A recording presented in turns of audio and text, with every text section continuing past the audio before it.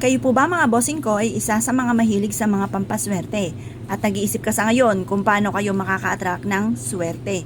Lalo-lalo na mga bossing ko tungkol sa usapin ng pera. Napapansin nyo po ba na masipag naman po kayo pero parang sa ulat-wala ang inyong kasipagan? Asya mga bossing, para may patunguhan ng inyong pong kasipagan ay subukan nyo po itong gawin. Kumuha po kayo mga bossing ko ng 5 piso. Ang 5 pisong ito ay hugasan nyo po munang mabuti mga bossing. Yung 5 piso ang ating gagamitin. Dahil ang 5 piso ay kulay gold mga bossing. Ang gold ay sumisimbolo ng kasaganahan at tagumpay sa buhay. Sasabayan din po natin ito mga bossing ko ng bulak para mas maging magaan ang swerte. Kasi minsan kahit ano pong gawin natin kayod ay parang sa ulat-wala ang ating kasipagan. Para may patutunguhan ng ating kasipagan ay subukan niyo pong gawin itong ating 5 piso at ganoon din po ang ating pong bulak. Ang gawin niyo lamang po ay ganito, humarap po kayo sa may silangan. Matapos yung hugasan at patuyuin itong ating 5 piso, ito po ay gagamitin natin pampaswerte. Harap sa may silangan ng mga 6:30 mga bossing. Mag-wish ng mula sa inyo pong puso. Sabihin niyo po sa pamamagitan ng pampaswerteng ito ay tuloy-tuloy ang pasok ng swerte at kailanman hindi na tayo mamumblema tungkol sa usapin ng pera at lahat ng mga pangarap natin ay matutupad.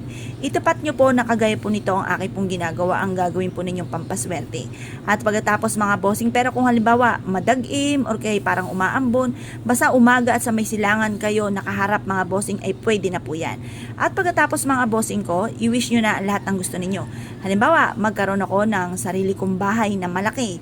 Siyempre, mag-wish ka rin naman, lubos-lubusin nyo na. Tapos sabihin nyo po dito, magkaroon ako ng negosyo na dito na ako yayaman.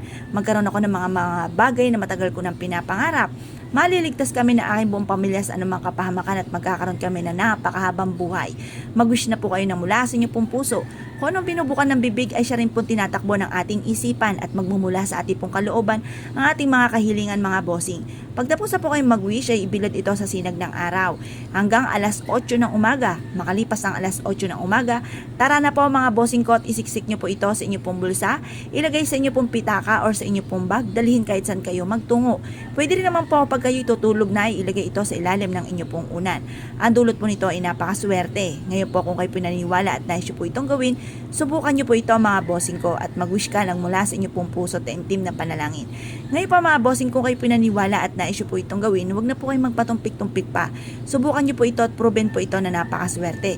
Ngayon pa mga bossing, kung kayo po ay naniniwala at parang ikikinabog at gusto niyo siyang gawin, lumarga po kayo. Pero kung kayo may alinlangan at ayaw niyo po siyang gawin, huwag niyong pipilitin ang inyong sarili dahil maaaring hindi rin po matutupad ang lahat ng inyong pong mga kahilingan. Kaya kung kayo pinaniwala at nais po itong gawin, asya, lumarga na po kayo mga bossing. At ito po mga bossing, kayo mag-wish ka ng mula sa inyong pong puso at matutupad lahat ang inyong pong mga kahilingan. Ngayon pa mga bossing, kung kayo po mga bossing ko ay nais na gumawa po muli ng panibago pang pampaswerte, pwede rin naman. Hayaan yung madami po sila para pag nag-join force po yan mga bossing, ewan ko na naman kung hindi tsunaming swerte dumating po sa inyo. Kaya kung kayo paniwala mga bossing, asya, good luck po sa inyo po lahat.